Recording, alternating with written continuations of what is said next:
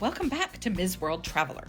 Originally led in 1988 by Sonny Bono of Sonny and Cher fame, Palm Springs, California has made a concerted effort to bring art to the forefront.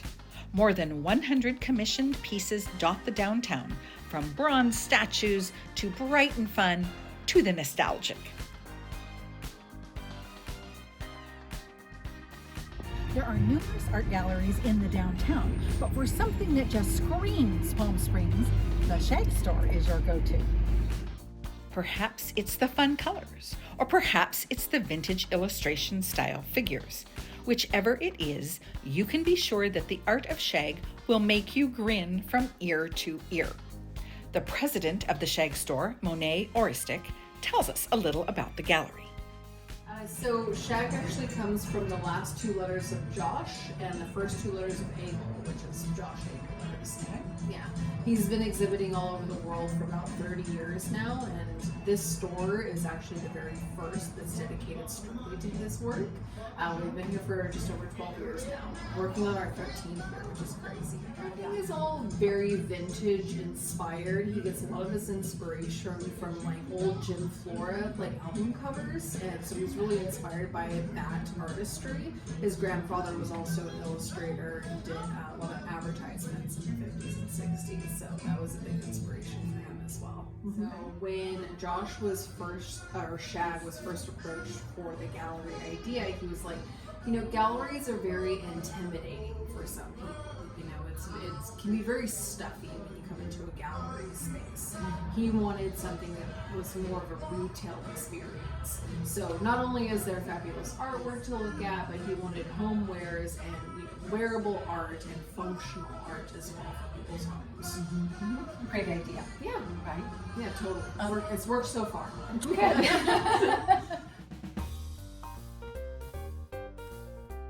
Monet explained that the framing is an integral part of how the artwork presents. They used to use simple gallery-style black frames with white matting, but adding the colors gives a whole new dimension.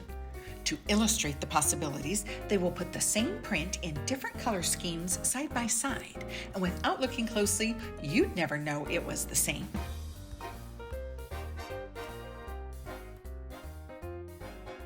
And after you've overdosed on kitsch, you might be yearning for the subtle colors of the desert.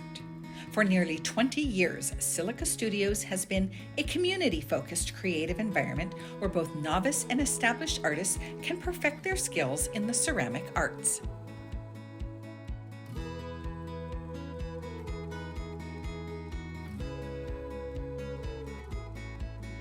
And these are potter's wheels.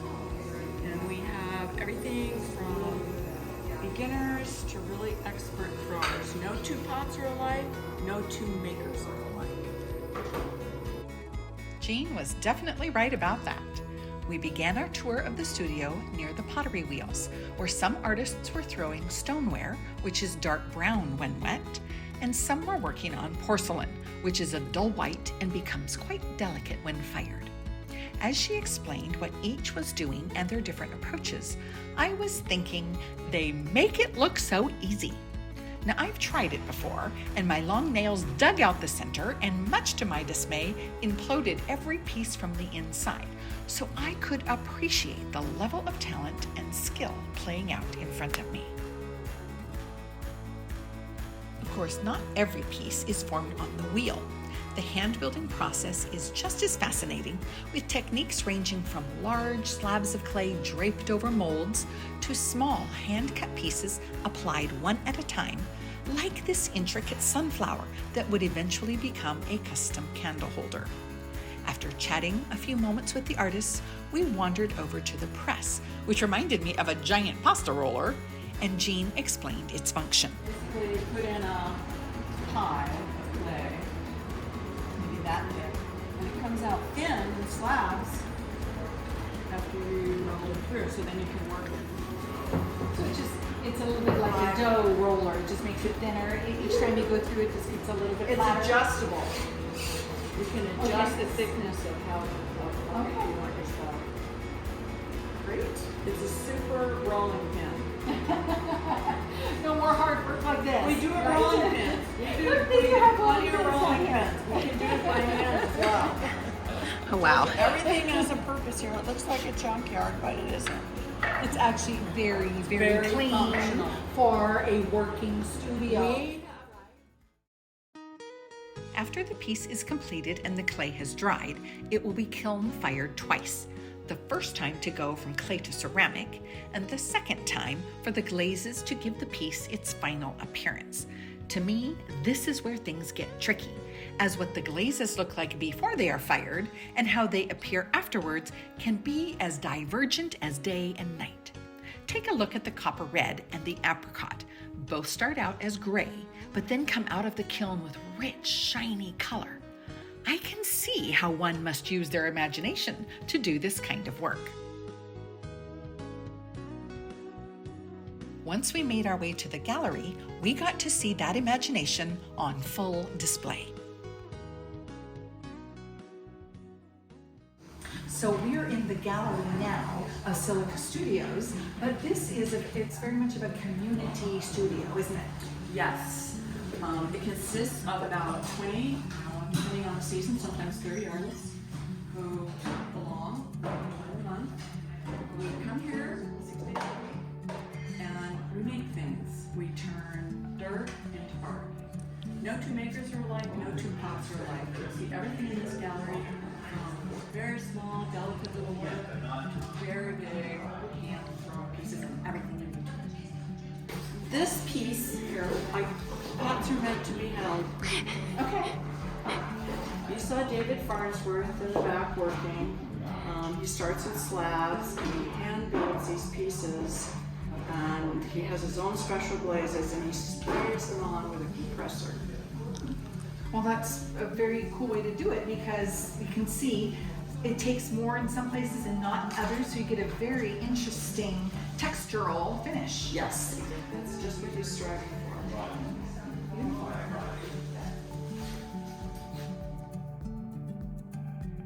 On the other end of the spectrum, one of the makers throws porcelain, adds an underglaze, and then carves through it to the clay beneath to create the patterns. Along similar lines, another maker applies a black coat and then produces the image by cutting select portions away.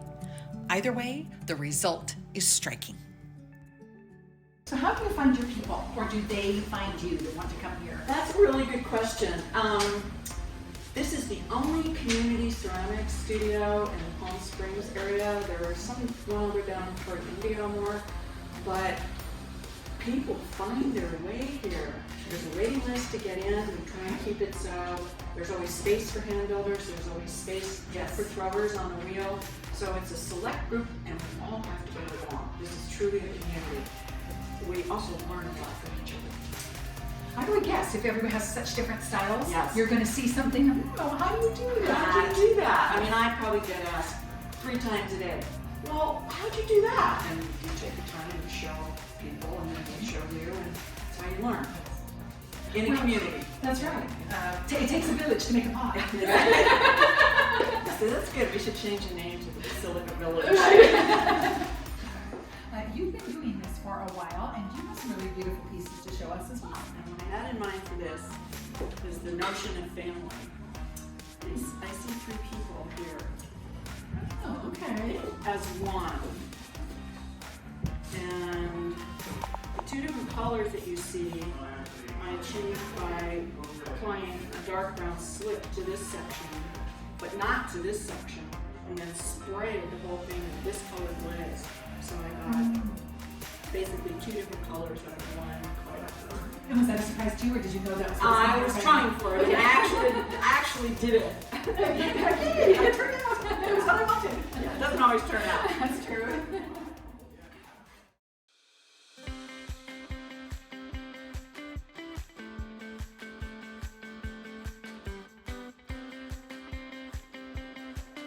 Well, that's all the time we have at Silica Studios, but stay tuned. On our next segment of Ms. World Traveler in Palm Springs, we'll visit a store owner who has been collecting vintage jewelry for over 40 years. There will be too many pretty things for you to miss. You might get a nice surprise, right? Oh, that's the best. But you always wonder what's going to happen when it gets up to 1200 degrees, Like anything can happen at 1200 degrees. including Right. burst into a million pieces. What's really great about the people here now is their creativity. There's sculptural pieces, as well as pots, dishes, functional ware, and purely decorative ware. So it runs the full gamut. This almost looks like it started as a little vase. Well, it was thrown. This part This actually part, was yes. a thrown pot, and then he hand built things onto it. But look at the character that they have. I mean, look at the personality. They're really cute.